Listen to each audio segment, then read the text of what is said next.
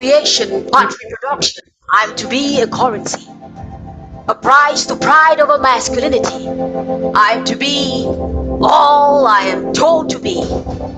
But today, I'm everything I'm not supposed to be. I'm a glitch in societal programming. I'm becoming a bug in the system. I'm a crack in the matrix. I'm a wrecking ball, smashing doors, smashing laws. I'm a crack hole, reading status quo. I go, breaking iron bars and glass ceilings. I'm demanding, intruding, overcoming the lies and the prejudice. And no, I'm not easy. I'm busy. Making waves, making ways, making space in this place, in this room, in this world. To empower and inspire representation, inclusion, mutual respect, and direct impact on society. I'm equality. I am woman. Good evening, ladies and gentlemen. I am honored to be in your midst today. The title of my spoken word piece proper is Society Says. And here it goes. Society says the woman is the weaker sex, that her meekness, sweetness is nothing but a display of weakness, that her emotions are unnecessary, yet her existence is necessary for satisfaction, reproduction, and even recreation. Society should know her place, and her place is behind every great man, behind every great cosmetic can, behind every closed door. Society says a woman's place is not in the boardroom or the courtroom, that her place is in the bedroom, the kitchen, the garden, and wherever, as long as it is within the confinement of a home. Society says a woman's place is the home. Society says it is okay to fly, but not too high, not too out there, not too revealing, not past the glass ceiling, not past the law, not past the iron bars that bar even our nerves to dream. Society says it is okay to dream, but hands are a handful of limitations. Society says it is okay to lead, but questions her leadership inclinations. Society is why she's on the news, subject to rape, subject to abuse, why her body lays lifeless at thought avenues, subdued, broken, and beaten into immobility. Society is why her gender is treated like a liability. Well, society says what society says, and I say what I say, and I say the woman is human. Not less human, not a trophy. Not some prize to pride over masculinity. Her femininity is not fragility. Forged from bones head to skin tone, her grace greets, radiates even to her bones. Yes, a breathing piece of art, yet no mundane artistic piece. No, she is God's masterpiece. She is flawless. Dear society, it's about time. It's about time you allow this truth that this biased status quo you built to suit yourself is by itself crumbling. Your flawed, perfect picture of pink and blue is an illusion. One that color-graded us into classes of limitation, a system that projects creation as one that subjects the set to sheer degradation. Dear society, this revolt had been on the rise for ages. Today, realization flips her pages, mindset escaping these fictitious cages. Today, women had wooed men to realize that femininity is not humanity, that power is not agility, that bravery knows no gender, so she will not surrender. Dear society, we want our share of the future.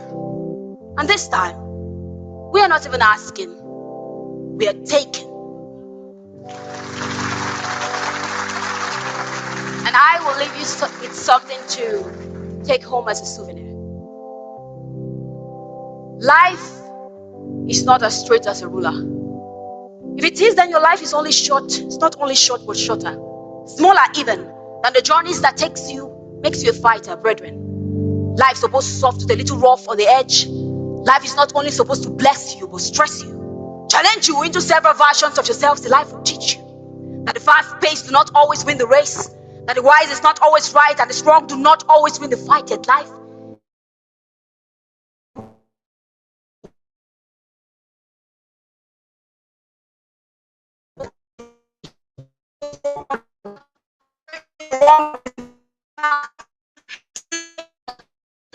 will come to you when you be one with living.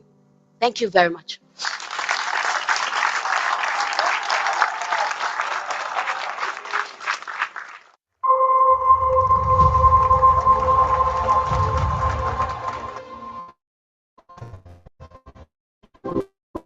Be a commodity, part recreation, production. I'm to be a currency, a pride over masculinity. I am to be all I am told to be. But today, I'm everything I'm not supposed to be. I'm a glitch in societal programming. I am becoming a bug in the system. I'm a crack in the matrix. I'm a wrecking ball. Smashing doors, smashing laws. I'm a crack code reading status quo. I go breaking iron bars and glass ceilings. I'm demanding, intruding, overcoming the lies and the prejudice. And no, I'm not easy. I'm busy. Making waves, making ways, making this room, in this world. I'm empowered to empower and inspire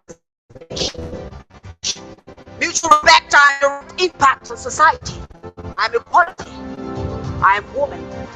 Good evening, ladies and gentlemen. I am honored to be in your midst today. The title of my spoken word piece proper is Society Says. And here it goes. Man is weaker sex.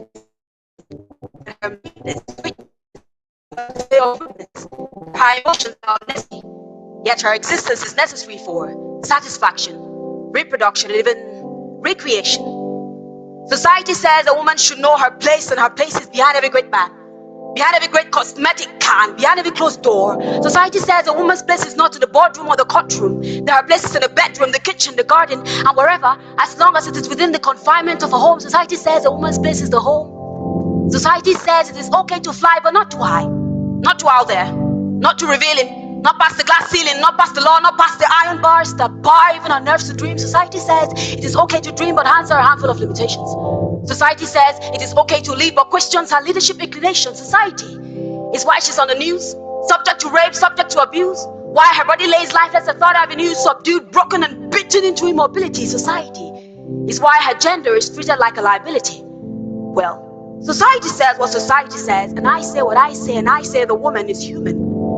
Not less human, not a trophy. Not some prize to pride over masculinity. Her femininity is not fragility. Forged from bones, head to skin tone, her grace greets, radiates even to her bones. Yes, a breathing piece of art, yet no mundane artistic piece. No, she is God's masterpiece. She is flawless. Dear society, it's about time. It's about time you allow this truth that this biased status quo you built to suit yourself is by itself crumbling.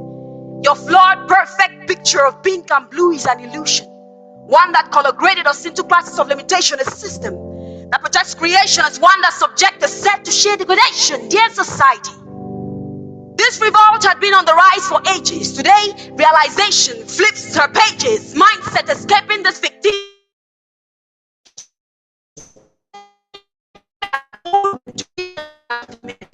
humanity. That power is not agility, that bravery knows no genders, but she will not surrender. Dear society, we want our share of the future. And this time, we are not even asking, we are taking. And I will leave you with something to take home as a souvenir. Life is not as straight as a ruler. If it is, then your life is only short. It's not only short, but shorter. Smaller even than the journeys that takes you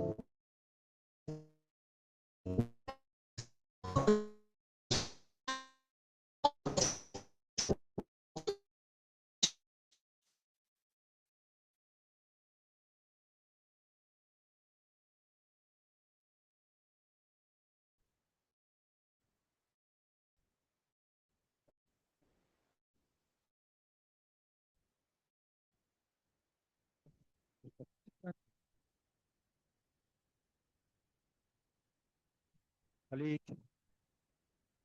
has joined us from different locations.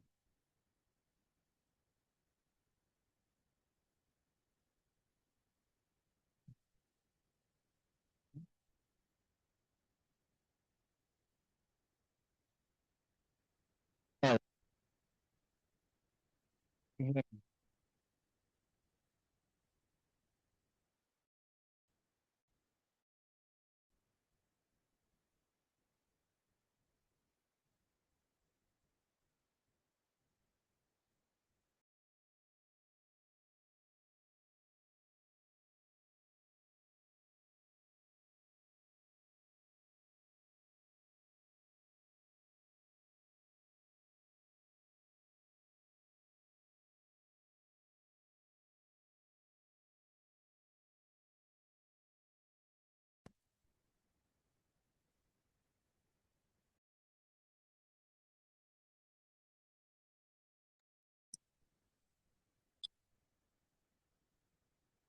Good afternoon, distinguished participants, colleagues, and partners joining us from different locations.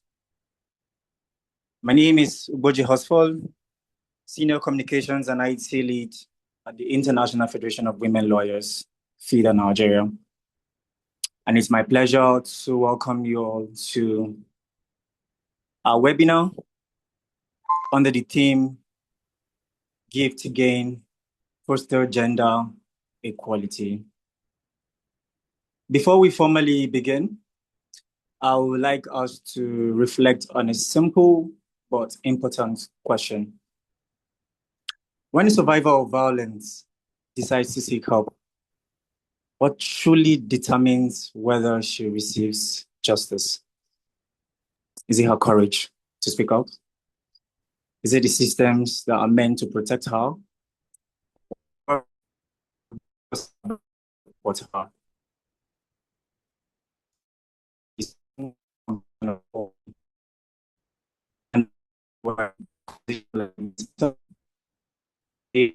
We're exploring how actions, systems, and resources must come together to achieve meaningful progress with women and girls.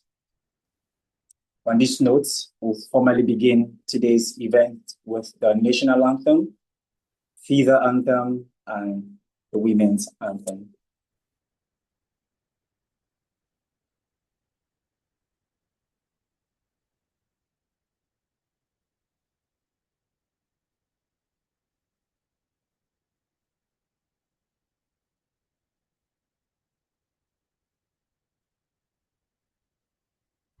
Nigeria, we hail thee, our own dear native land. Though tribe and tongue may differ, in brotherhood we stand.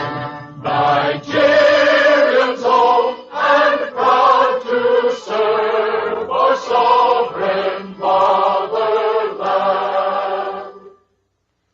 Our flag shall be a symbol that truth and justice reign. In peace or battle honored, this becomes gain. And unto our children, without stain. O God of all creation, grant this our one request. Help us to build a nation where no man is oppressed, and so with peace and plenty, Nigeria may be blessed.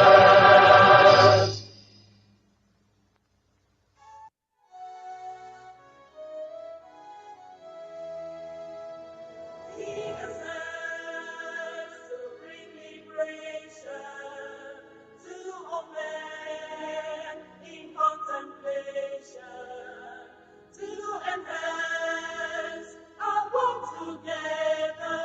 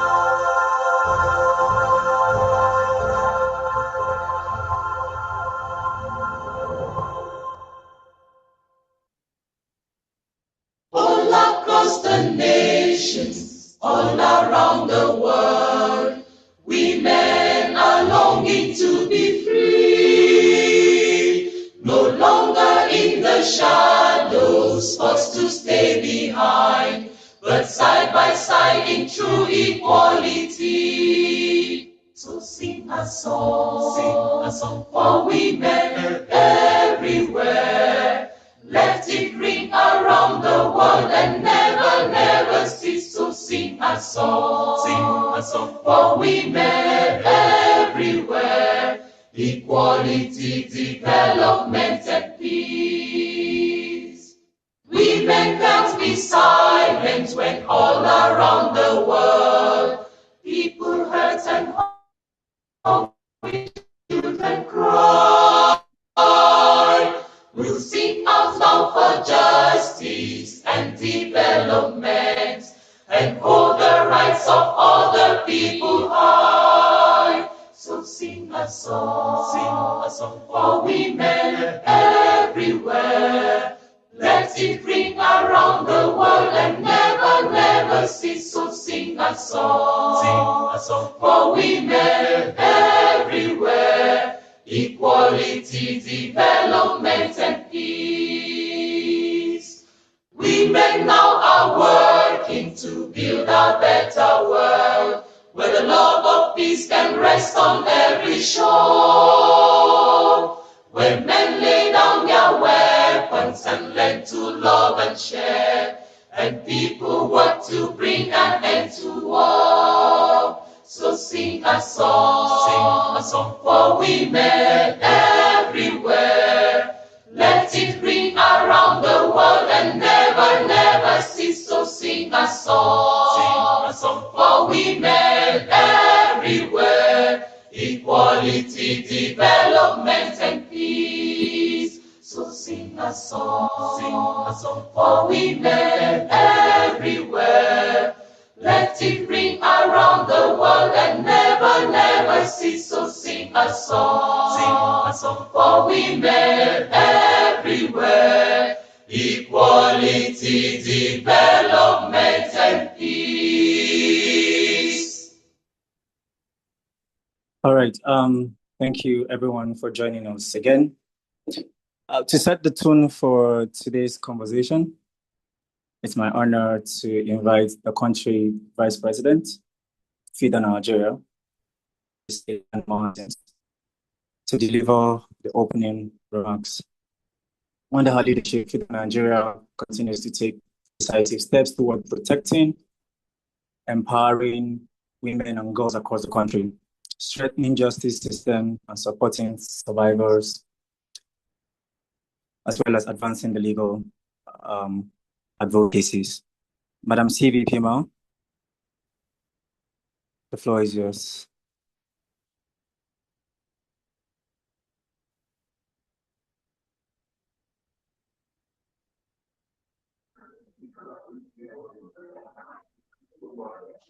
Okay. Good morning, good afternoon, greetings, everybody. I acknowledge the presence of our national ESCOs on this call, our distinguished council members, chairpersons of branches, and other members of the branch, our distinguished speakers here present, willing to give their all in support of what we do. I acknowledge you all, great Amazons, and our moderator for today. Our theme today, Give to Gain, Fostering Gender Equality. We reflect today at FIDA Nigeria's webinar for International Women's Day as we consider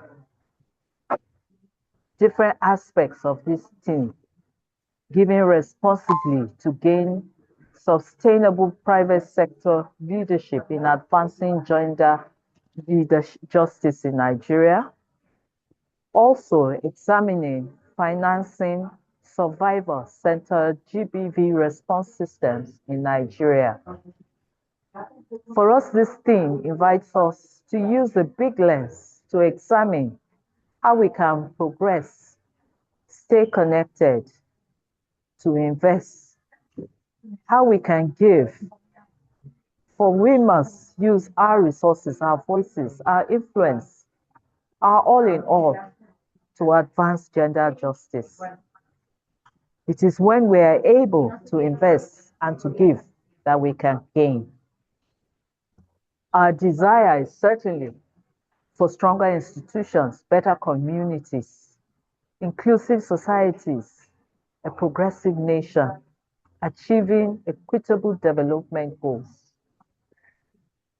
Gender equality is a societal imperative for stability and growth, and we must protect women's rights and project their voices at all costs. FIDA Nigeria is indeed committed to collaborating through collective action across sectors to accomplish gender equality. Our sub-themes today are apt. As we engage, our speakers are also quite knowledgeable and experienced and desirous and willing to share so that we can be empowered to do so much more. We are indeed privileged to have them speak to us today, and I appreciate them from the depth of my heart.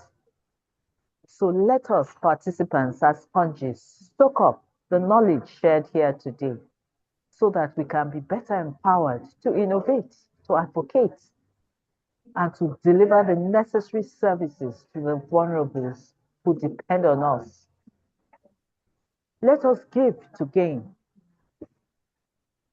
looking at better gender inclusive policies, survivor support systems, community empowerment strategies, and granting access to justice. Let us invest to gain in building stronger families, value systems, safer communities, equitable institutions. Let us reflect and see how putting heads together, holding hands together collectively, we can accomplish all these goals for the betterment of our society. We celebrate and recognize the great impact of the women of Nigeria as leaders, with their resilience, their courageous nature, as they continue, in spite of challenges around them, to shatter glass ceilings, breaking barriers. We are encouraged by this, even though we acknowledge that despite these accomplishments, we indeed have more work to be done. And so we hope that this webinar will inspire us with a new renewed desire such that we are revitalized and committed to give.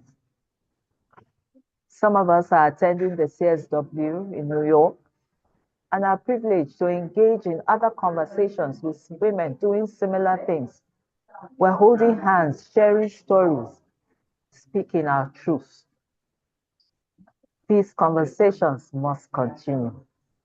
Let us be inspired to do so much more to impact the vulnerables in our community. So on behalf of FIDA Nigeria, I welcome you all and appreciate you all for honoring our invitation to attend this webinar. I wish us all a productive and impactful webinar.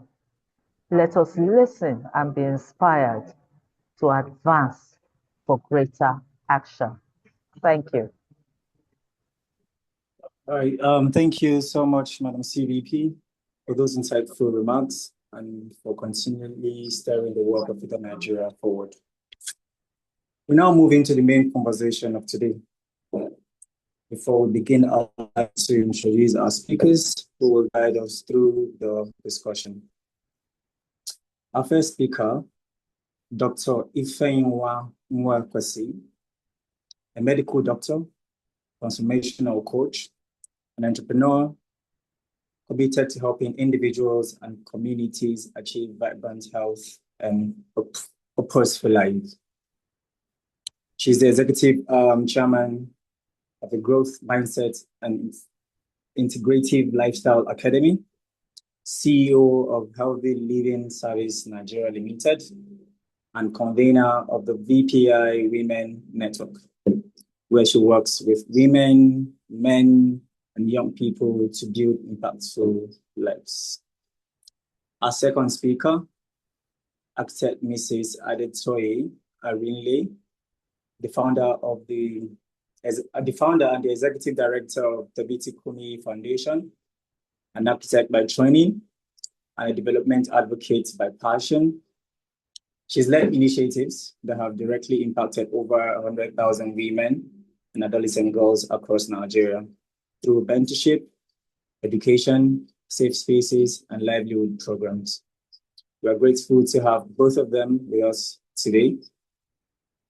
So to begin our first conversation, I'd like to invite Dr. Ifeyinwa Nwakwasi, who will be speaking on Give Responsibly to Gain Sustainably, private sector leadership in advancing gender justice in Nigeria.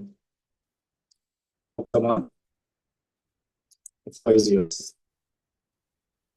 Thank you very much for the opportunity to share my conversation at this webinar. I'd like to start with appreciation to FIDA and my sweet sister, Eliana Martins, and her executive team, and all the other top executives of FIDA.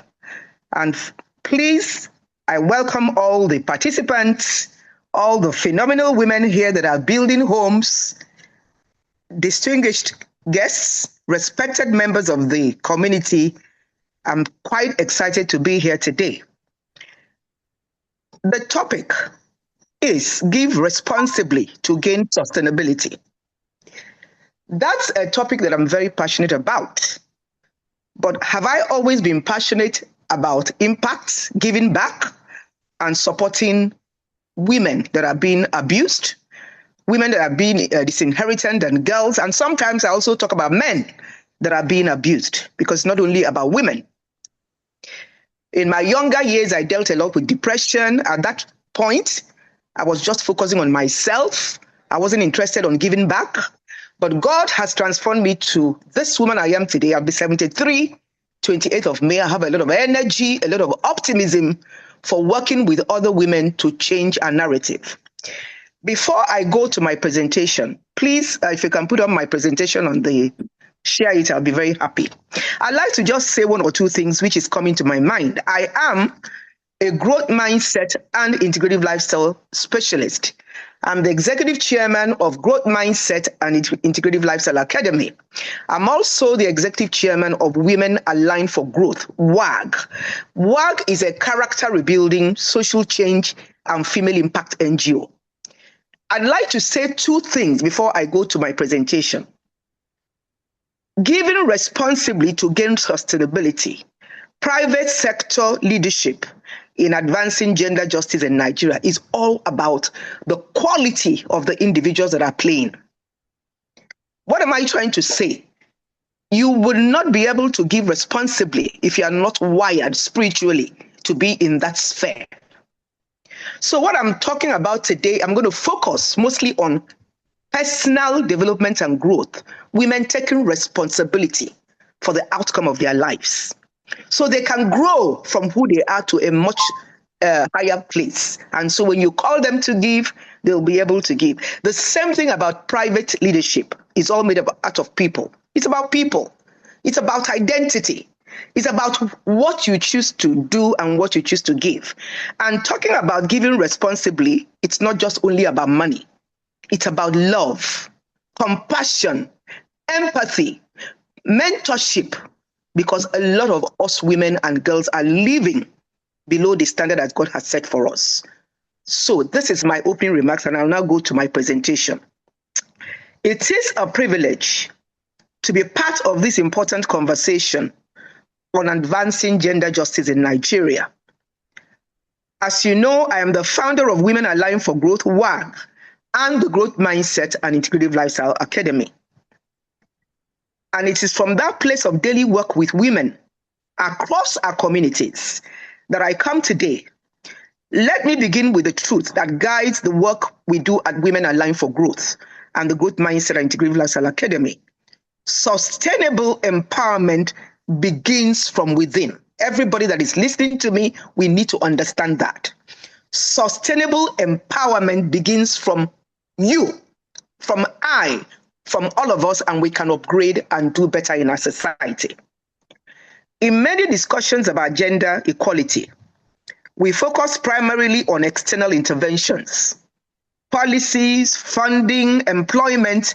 All of these are very important. But through our work with women across different communities, we have learned something profound. True empowerment has to be holistic.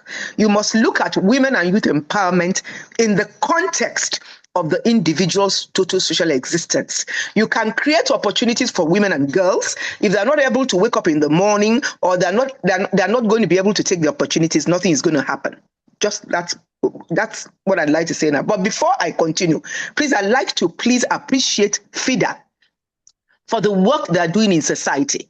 FIDA is doing a lot of work, but what I always say is that we need to be grateful for our strengths, have the humility to identify our weaknesses, and use critical thinking strategic roadmaps, brain power, creativity, and solution-based strategies. Most of the time we talk, but we usually do not have solution-driven strategies, and that's what I'm bringing to the table today.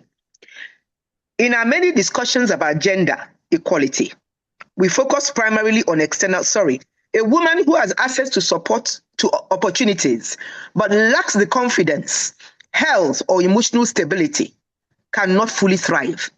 As we often say in Women Aligned for Growth, true poverty is not only lack of money, it is also lack of confidence, lack of knowledge, lack of health, and lack of opportunity. Women often talk about marginalization, and I keep saying to everybody, marginalization of women starts from the mind. It starts from your choices. If you show up with value, nobody is going to be able to ignore you. So a woman who has access to opportunities, if we want sustainable gender justice, we must address these discussions together. Now, transformation begins with mindset. One of the most powerful tools for women empowerment is mindset transformation. At Women Aligned for Growth, we emphasize developing a growth mindset and integrative lifestyle that allows women to move beyond societal limitations. Many women possess incredible talents, resilience, and creativity. Yet one of the greatest barriers they face is not lack of ability. It is lack of belief in their ability. It is self-confidence, having a mindset of I can do it, not that I cannot do it. So we encourage women to move from dependency to ownership, from limitation to possibility, from charity to impact. When a woman changes how she sees herself, she begins to change how the world responds to her. So if I'm an asset, nobody is going to ignore you.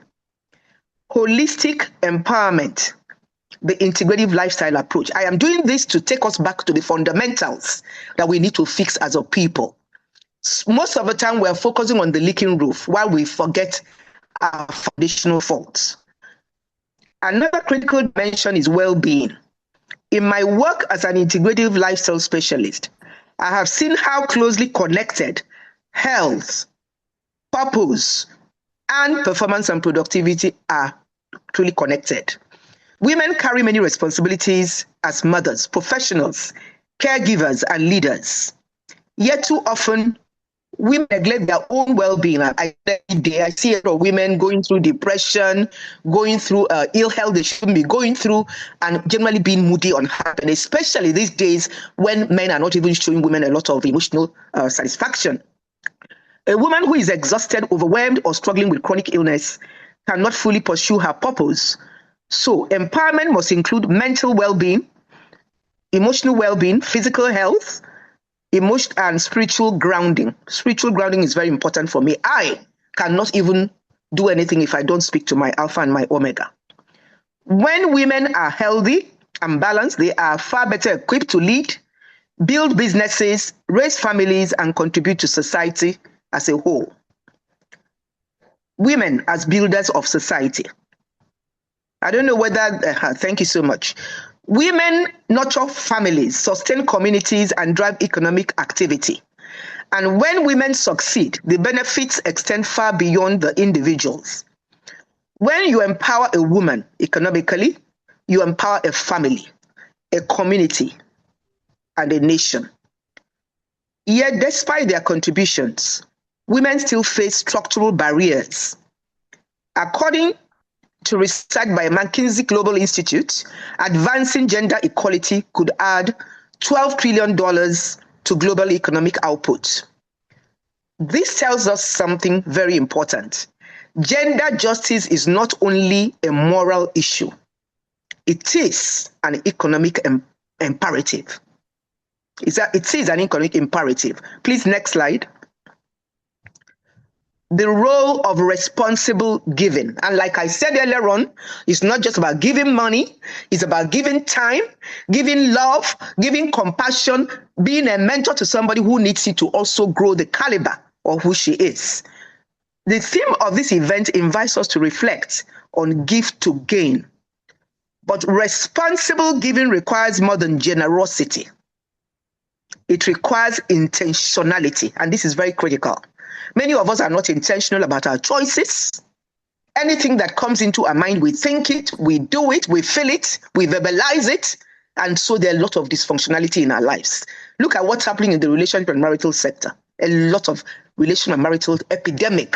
And that's why I'm saying that FIDA needs to go beyond just legal support and aid, but begin to train couples on how to acquire conflict resolution skills and how to acquire relationship and marriage building skills so they can go into their marriages with the capacity and competence to build their relationships, de-escalate conflicts, know when to keep quiet and when to talk.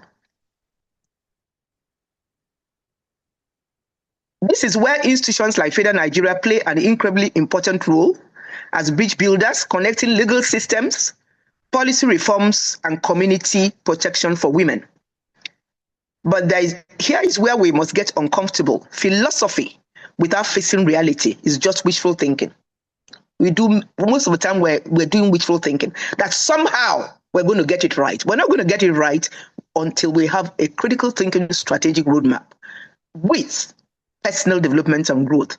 And the reality is this: we cannot heal what we have refused to measure. We must get data. Statistics are very crucial. And then we must go away from talking to action. Action is what is needed right now. Next slide, please. In Nigeria, according to the National Demographic Health Survey, nearly 3 out of every 10 women aged 15 to 49 have experienced physical violence, not verbal, physical. 1 out of every 4 children experience abuse before turning 18. These are not statistics from a faraway country. This is Lagos, my fellow women and men that are listening. This is Abuja. This is your street, your office, your daughter's friend who sleeps over sometimes, and you wonder why she's so quiet. As a physician, I have spent my life sitting with families shattered by preventable things, and I have spent decades watching something else break, our collective will to care. I hope you're listening to me very attentively. Yes, please. Yes, please. Here is what puzzles me, ladies and gentlemen. You call a party, and this is very profound, a birthday, a wedding, a funeral, and announce a shebi. This is the material, this is the price. This is the account number. Before sunset, money is flying. Chat groups are buzzing. People are borrowing. People are sending, see me here, to group chats, showing off their wrapper before the event. But you say to that same person, because I run a female organization, Women Aligned for Good, and I'm experiencing the same thing. Call women to bring money to empower vulnerable women and youths, to bring money to feed the hungry, to provide homes for the shelter. Maybe only 10-20% will show up. That's what is called Pareto principle. But call for Ashebi, within 2-3 weeks, 500 women may have dropped to 50,000. Listen to me carefully. I'm not telling women not to have fun, enjoy themselves. But as we focus on superficiality, sometimes we should also think about what we can give. Many of us are blessed. We have monies in our accounts. And it's time that we put together a legal aid and support impact fund so that we can tap into our domestic resources and put money in FIDA to the work. FIDA is trying. Sometimes I wonder how they can do it without much resources. Now, the infrastructure of justice. Please, my next slide. The infrastructure of justice. I'm rounding up soon. And here is where the private sector comes in. Because the truth is our companies reflect us. These companies are made up of individuals. What quality of individuals are they? That is the question. Are they living with inner content, compassion, empathy, and they are thinking about how to give and not just to make it a show for public. Corporations are not abstract things. They are not floating in the sky. They are run by people who think CR is meant instead of a way of living. I have watched Nigerian companies do scholarship for girls, wonderful. Maternity leave policies, wonderful, excellent on paper. And have watched the same companies lose 40% of their female talents within 5 years. I've watched their women hit glass ceilings made up of concrete. I hope I'm communicating. The next slide. The private sector is, yes, next, the next one, please. The private sector is not failing because it lacks good intentions. The public sector is failing because it treats gender justice as charity, something you give when you have extra, when it should be treated as infrastructure, something you build because without it, everything collapses. Wow. Everything collapses. Sorry, I'm having a bit of a... And I can't expand the write-up. Oh, give me a second. Let me go back to... A phone call interrupted me.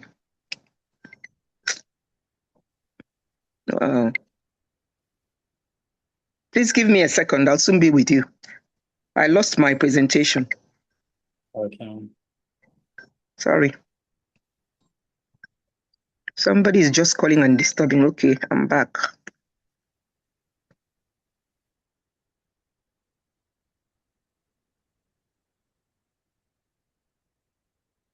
Okay, sorry about this.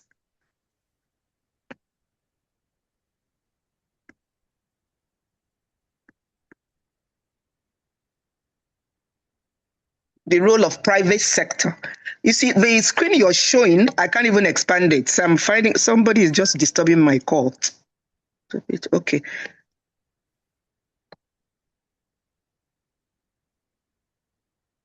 Okay, so let's now go to the business context. Sorry about this. Go to the business context. Go to the business context, okay?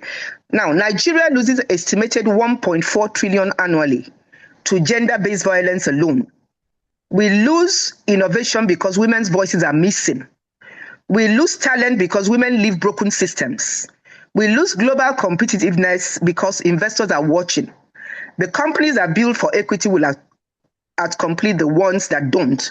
So what does responsible leadership look like? 1, pay transparency as default, not negotiation. Not performance-based default because hidden pay gaps are theft. 2, care infrastructure, on-site child care, elder care support, flexible work that actually works, not as benefits you advertise, as operational necessities you build. 3, harassment accountability with real teeth, not another training, termination, blacklisting. If you protect a harasser because he brings revenue, you are complicit. Procurement standards. Your vendors must meet gender equity standards. Use your purchasing power. It's louder than any policy statement. Board composition tied to license to operate. Homogeneous boards are now at risk. This is not given. This is a building. And the companies that build will last. Now, my FIDA women, please listen to me carefully as I begin to round up. My FIDA women, please go to the next slide. My FIDA women, please go to the next slide. Please listen to me carefully. You are not bystanders. You're doing a great job, but we need to upscale. You are system designers. Every case you win becomes precedent. Precedent.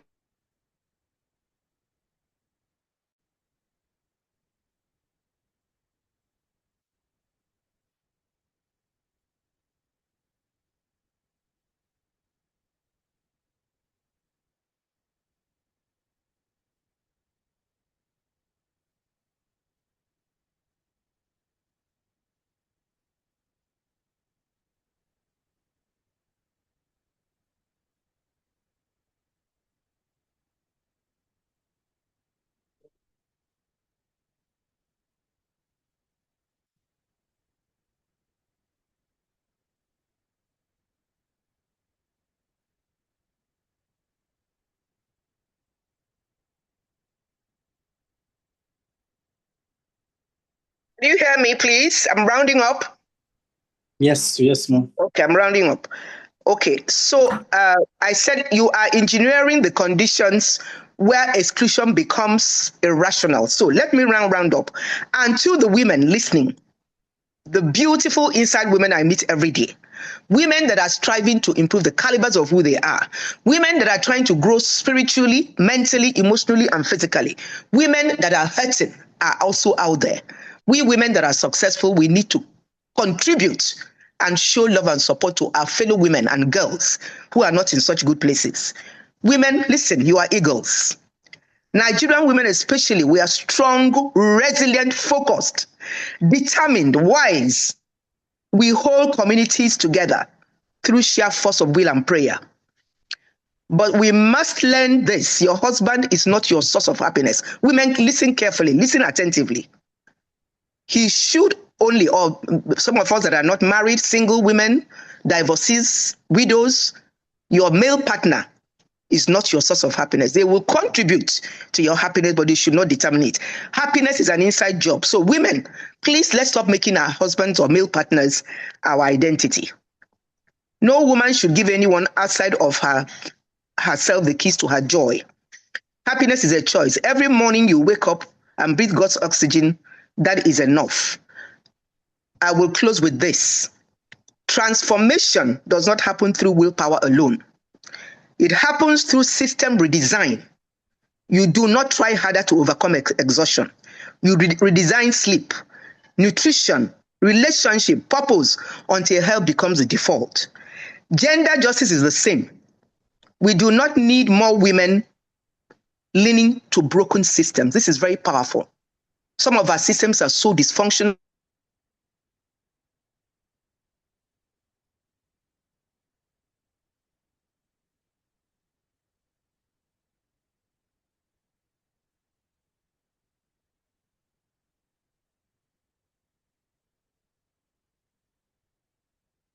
Hello, Maida.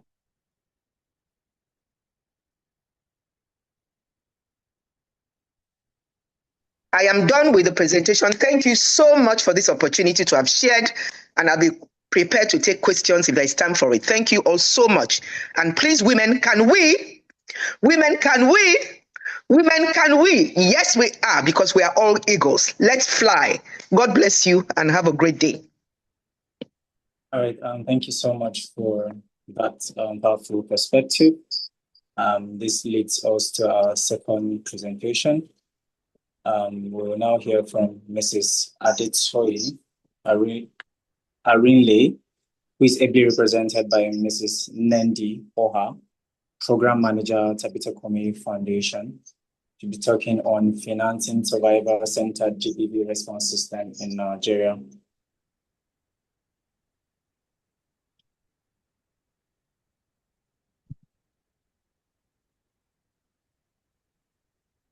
Mrs. Nendi, ma'am, please kindly unmute.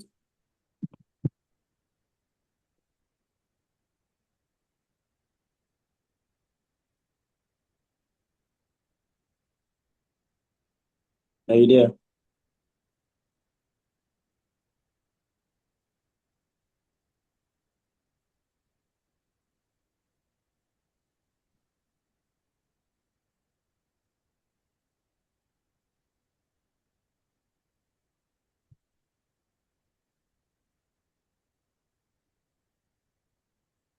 We can't hear you, ma'am.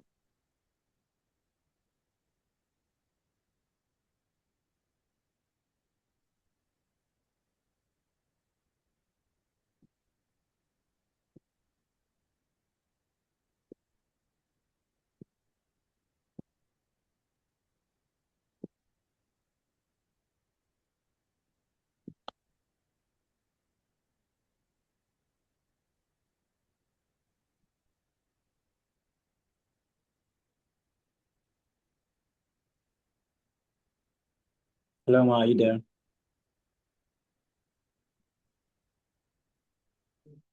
I still can't hear you.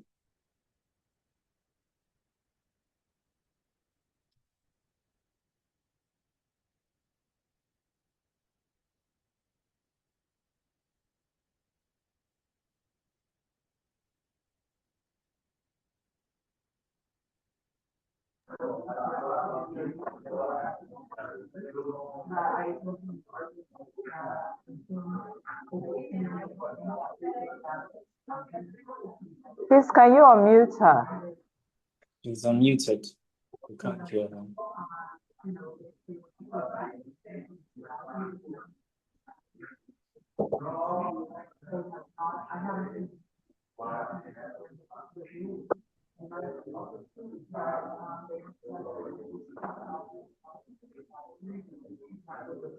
All right, okay. Good afternoon, everyone.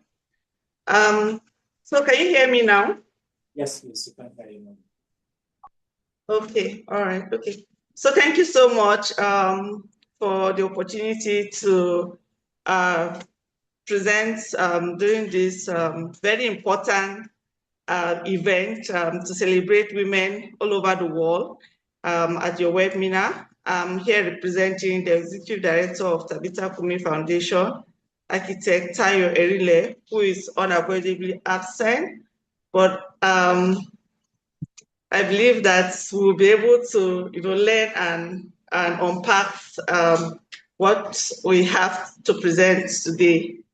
So thank you. I would like to stand on the existing protocol to appreciate everyone who is here. So I'll be presenting on Financing Survival Center GBV response systems in Nigeria. So as an organization, we actually started in underserved communities. And when we started as an organization, we were looking at working with women, older women generally. But then on getting to the field, we discovered that we saw women that we thought they were women. Then when we now ask, how old are you? So they would say, I'm 13 years old, I'm 14 years old, and then we see them biking babies or being pregnant, and so we thought it's a call for us to focus on girls because girls were getting pregnant at the age that they were not supposed to. We saw girls who were meant to be girls playing in the field, being in the classroom, taking up responsibilities of mothers, of women, at the age that they are not supposed to be. So we now focus our interventions on girls and then including younger women in our intervention.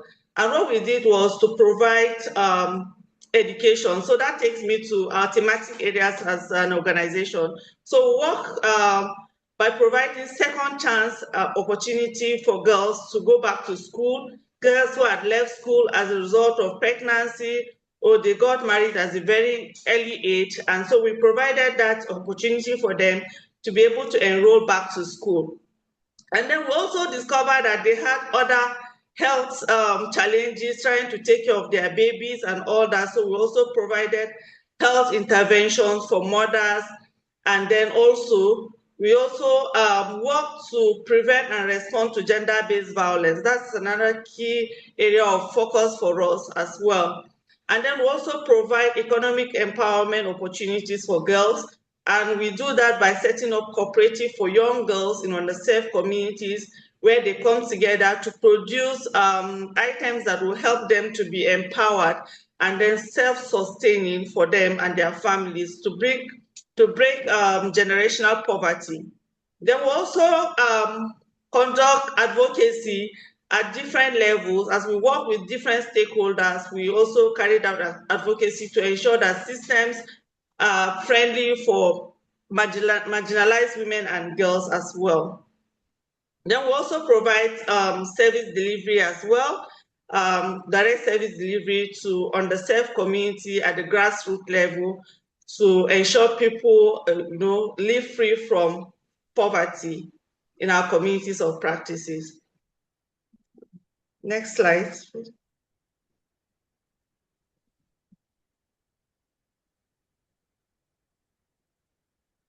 Okay, so now understanding the concept of survivor-centered response. For us, as an organization, we also carried out a lot of intervention on responding to gender-based violence prevention and response. Survivor-centered approach is the hallmark of quality of GBV programming. For every gender-based violence programming, survivor-centered approach promotes the dignity and agency of survivors of gender-based violence. And it's reflected through organizational policies and structures, as well as staff knowledge, because it takes a staff that is knowledgeable to understand how to apply survivor-centered approach when working with survivors of gender-based violence, letting them to lead the process, giving them the voice to be able to say out what's the kind of intervention that they will require, and then also providing skills as well, and then shaping attitude and practices that support and give survivors like the leverage or a safe space for them to be able to thrive. Next slide, please. So now the current funding landscape. When we look at financing survivor-centered approach in Nigeria, the current funding gap threatens critical interventions, including case management, psychosocial support, legal aid, safe shelters, and clinical management of rape services in Nigeria. So financing for survivor-centered response system in Nigeria relies heavily on non-governmental organizations and international aids, as well as individuals and private sectors.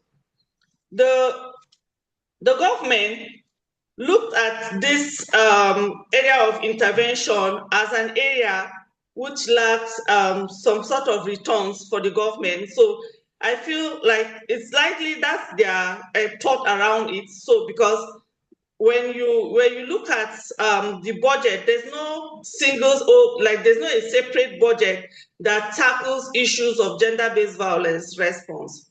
So when you go to the police and you're requesting for a police officer to take you, to follow you to the field, they will tell you, oh, sorry, we don't have a vehicle, we don't have fuel. That would you provide? So it shows the gap that we're experiencing as a country, where response to gender-based violence, there are no funding that supports, survivors' clinical management. And so they look at it as an area without returns, forgetting that when women and girls, live free from violence, they are able to effectively contribute to the development of the country. As the earlier speaker have said, women and girls, they are part of the innovative room or table that is being left out as a result of, could be social norms, could be gender-based violence, and many issues that surround women and girls. So I think it's something that government needs to focus on. In 2025 alone, Nigeria faced a severe underfunding with only 7.6 needs met. So it means that there were so many survivors of gender-based violence who were looking out for how they can be supported, and then there was no support for them. So what has worked for us as an organization? Next slide, please. Okay. So what has worked for us in tackling or supporting survivors of gender-based violence? Partnership with multi-sectoral service providers, In our recently completed project, Flashlight Actions on Girl Safety, it was funded by UN Trust Fund to End Violence Against Women and Girls. We're able to innovate an approach where we're looking at how are we going to support survivors of gender-based violence who are in underserved communities, and the services that they need are possibly in the city area or in the that's the allocated or a domicile in the city. And so we innovated this virtual case one-stop shop for survivors of gender-based violence. We call it Virtual Case Management Hub, where a girl, survivor, and her family can connect to our different stakeholders, where FIDA Nigeria was our partner, police, SAC, and then health department. We all come together in a one sitting, in a one-stop shop, where survivor connects with our family members from their community to these service providers to reduce cost of transportation, whereby a survivor had to go to maybe would be referred to police, go to police, you pay transport, you go to FIDA office, you pay transport, you go to our SAC, you have to pay transport to get there. Those services are free, but the transportation costs, working with marginalized group, we understand that they will not have all those resources to go to point A, B, C, to also to table their case. And then also that process helps us to reduce the process of re-traumatization for survivors, having to narrate their story over and over again to different stakeholders.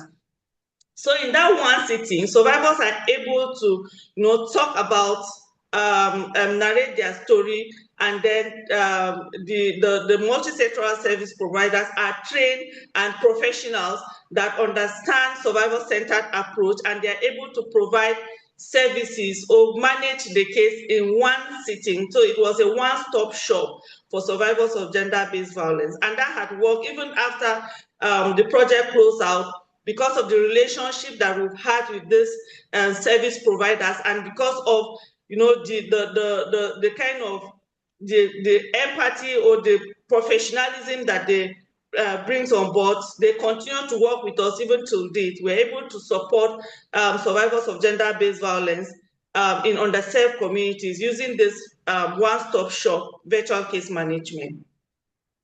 And then another key thing that has also worked for us is stakeholders engagement.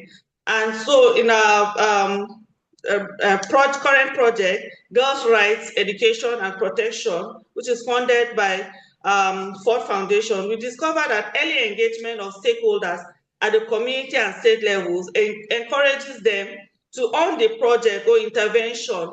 And so knowing that you're part of the initiative, it helps the stakeholders to, to own this project. They're able to contribute to it. They're able to speak to us. They're able to share how they feel. And so if I may ask the audience, where do survivors of gender-based violence go to first? Where is their first point of call? I know many people on this call would say they'll go to police station, they'll go to the structured, facilities and all that. But then the truth is that most of these survivors of gender-based violence, they actually, first of all, their first point of call is their family. It could be their family members, it could be their friends, it could be people that are close to them. So the survivor-centered process starts from that first point of call. So if those people are not knowledgeable to be able to support survivor will not go to the structured facility. They will not be able to report to the police. And that's why for us, we saw it as a way to, to engage the stakeholders, the various stakeholders, the family members, the sisters, the brothers, everyone in the community, to be able to create that supportive environment, supportive community for survivors of gender-based violence, and for us to be able to implement the survivor-centered approach. So the critical survivor-centered response financing pathways that, as I said earlier, that there's still gap. There's the shrinking space in the funding has also affected some of these critical services that survivors of gender-based violence, require. And so, who would be responsible to it? To finance this critical areas? It's every one of us responsibility, not just the government alone, individuals, the private sector, the government. Yes, they have a critical role to play, but we are responsible. Every one of us needs to contribute towards it. I think there was one statement that the last speaker said that stuck with me, that women will pay money to buy Ashobi. But when you now talk about, oh, a survivor of gender-based violence needs, money to transport herself to maybe Awetusa for assessment so she can get her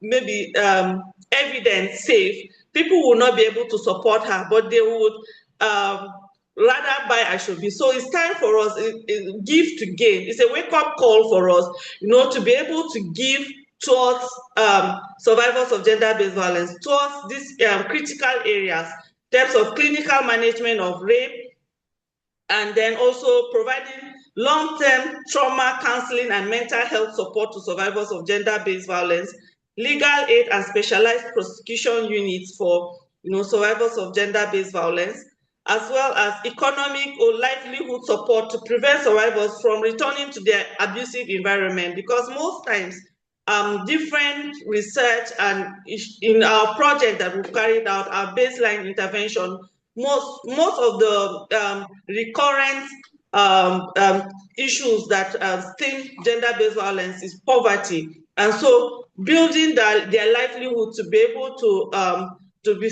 financially independent will also help reduce the incidences of gender-based violence as well. And then shelters are very, very limited in Nigeria, all over Nigeria. Like sometimes in a week, we'll make calls to almost like 10 to 15 persons asking where we can be able to access shelter for survivors of gender-based violence. It's one of the critical areas that as individuals, as practitioners, we need to look into to be able to support survivors of gender-based violence. And so, thank you so much. If there are any questions, and I'm open to responding to it. Thank you. All right, thank you for sharing those valuable insights on system and the need for stronger partnership and sustainable financing and supporting survivors effectively. With that, we'll now move into the next segment of the webinar, which is the question and answer session. So participants are welcome to share their questions, their reflections in the chat box. So if you have any question for our speakers, feel free to put them in the chat box and they will be attended to.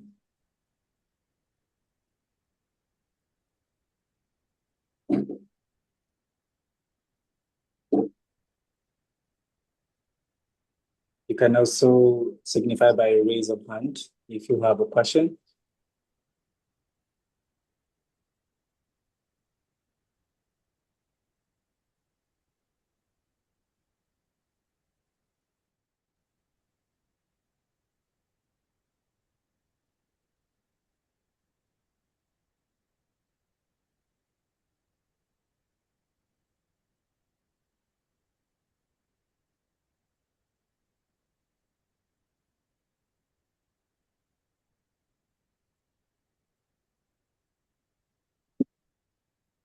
We're still waiting for your questions.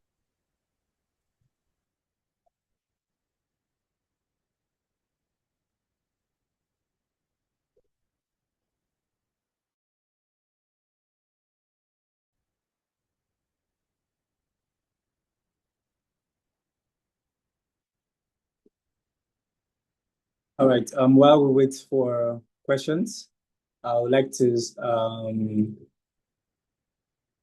ask a couple of questions for a speaker. The first would be, what role should the private sector realistically play in supporting the systems that protect women and girls?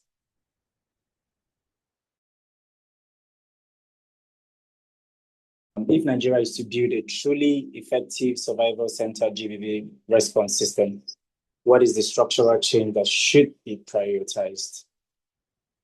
So open the floor again to our speakers.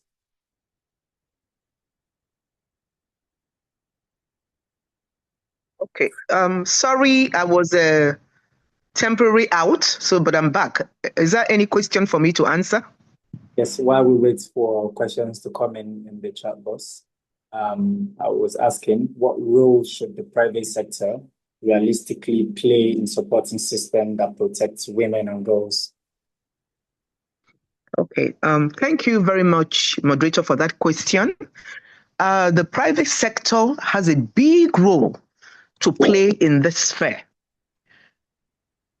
Nigeria is blessed with a lot of human resources, and a lot of organizations are making money.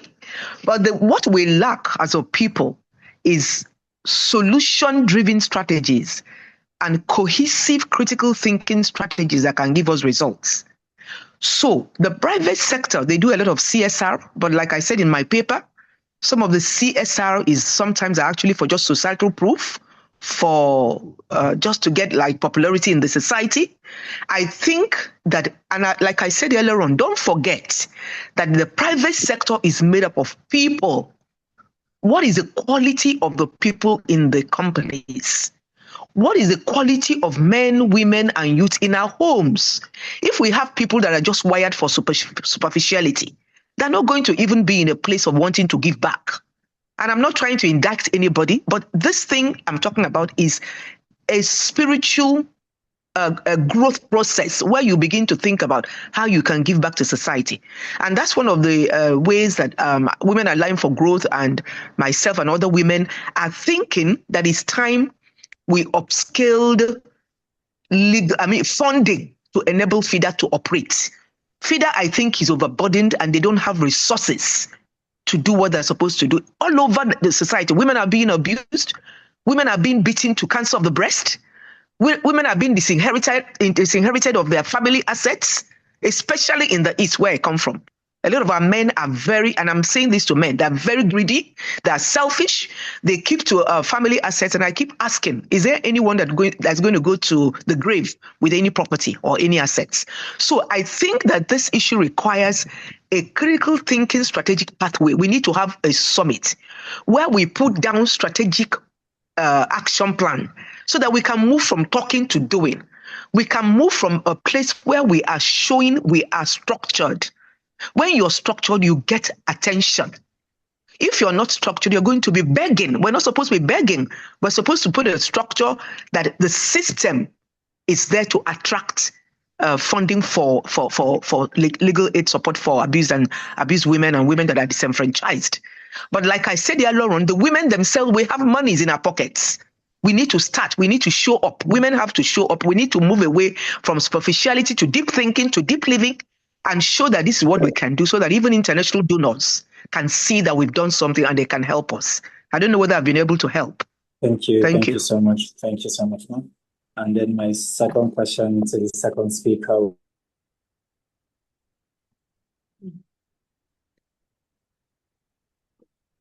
One structural change that should be prioritized. Okay. Okay, so thank you so much. I think for me, based on my experience, working with survivors of gender-based violence for over a decade now, I think I wouldn't want to just mention one structural change, but I may mention two. But I'd like to start with the first one, which is the legal or the how survivors of gender-based violence access justice. I think something should be done around that because preventing gender-based violence starts with when survivors are able to access justice. And so the bureaucratic nature of or the different procedures that followed for survivors of gender-based violence to access justice in Nigeria is sometimes, like it's just too much. So, and recently, I was also meant to understand that some of these cases are, being filed using the penal court. I know I'm talking to lawyers, and you might definitely know this better than I do. Yeah, but then I feel that something should be done around it, so people are aware that okay, if we file this case using the VAP Act, because I cannot just even imagine that since 2021, we've been following up with a particular case of rape of two young girls, 5 and 13 years old, at that time to date, and justice has not been served. From changing of the lawyer to not bringing the perpetrator from prison. So there are so many, there are so many gaps that we could see. I think that justice system, something needs to be done around it, where survivors of gender-based violence can access justice swiftly.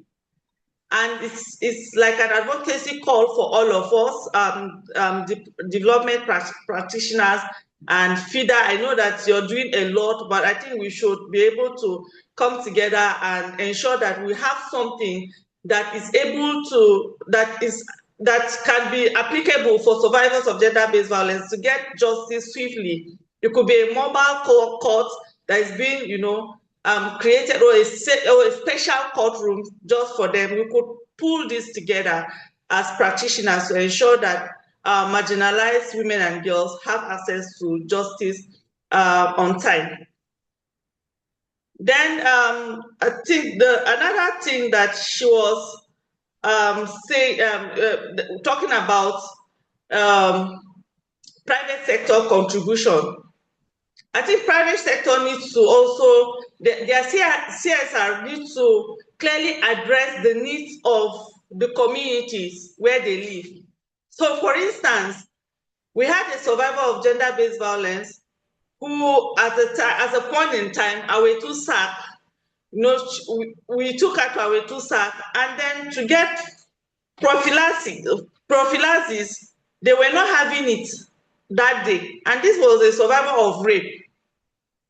And there's a time constraint that there's a specific time that this survivor needs to have this, done to prevent STI and HIV/AIDS or other infections that might arise as a result of the rape situation.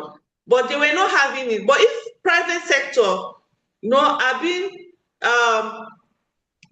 are being guided to prioritize or to support such initiative. I think there are a lot of pharmacies, for instance, around Buhari area council. What are they doing? What contribution are they contributing to the community? So it doesn't have to be very big, maybe like H-Medics or the big names in town, but even the small pharmacies that we have around could be able to help us, to be able to support survivors access interventions that they need. Yeah. Thank you. All right, thank you. We also have another question for you from Ezinwa Obiajonwa. She says, good afternoon, CVP, panelist and moderator. Please, can you share some strategy used by TCF to achieve sustainable funding of shelters and safe homes? Okay, so thank you so much. Currently, as an organization, we do not have a shelter. However, we leverage on existing relationship that we have with people that own shelter. And so we're able to know which shelter can be able to take care of who at what point. And then in our own little way, we support those people that we partner, or those people that we have relationship with. Like for instance, if we have a very young girl, we know where to go to. We could reach out to NAPTIP or reach out to Queens and all that. Then if we have a young woman or an older person, we reach out to Ministry of Women Affairs to see how they can be able to take care of that. But those are the system or the structures that we leverage on, but we do not have a running shelter as an organization. Thank you. All right, thank you so much, ma'am. I think in the absence of any other question, we'd like to reflect on our webinar today.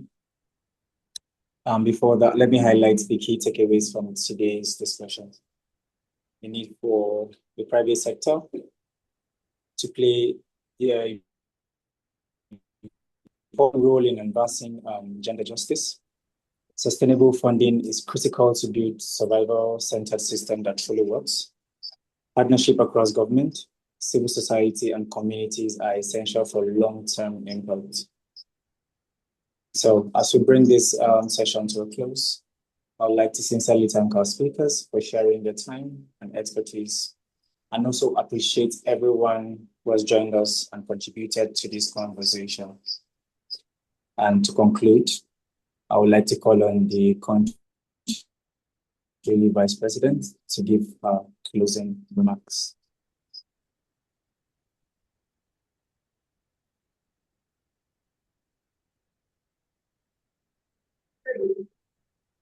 Okay.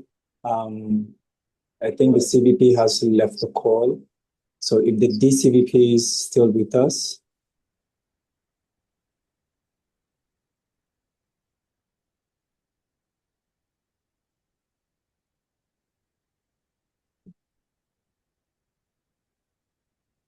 Okay, DCVP, ma'am, please.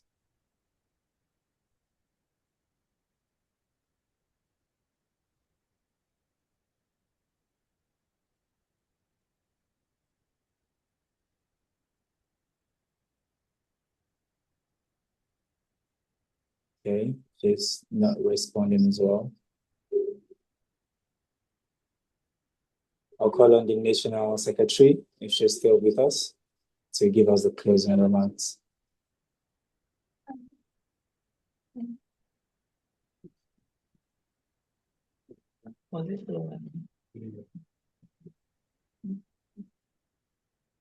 This is Rekia, ma'am. Yes. Am I unmuted? Yes, please, we can hear you. Okay.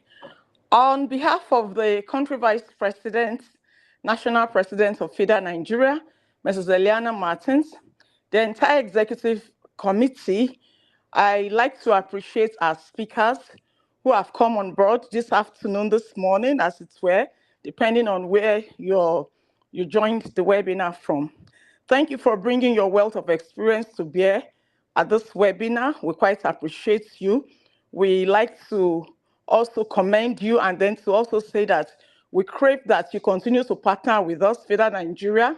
We particularly thank our mommy, who said she'll be 73 in May. It's very, very encouraging when you see older people who are still holding on to the baton, pressing forward, not giving up. Thank you so much for being a light, a shining light. We thank you, we appreciate you. We look forward to a continued collaboration with you. And we thank architect Mrs. Erinle, who, though not with us, has sent somebody who is as equally competent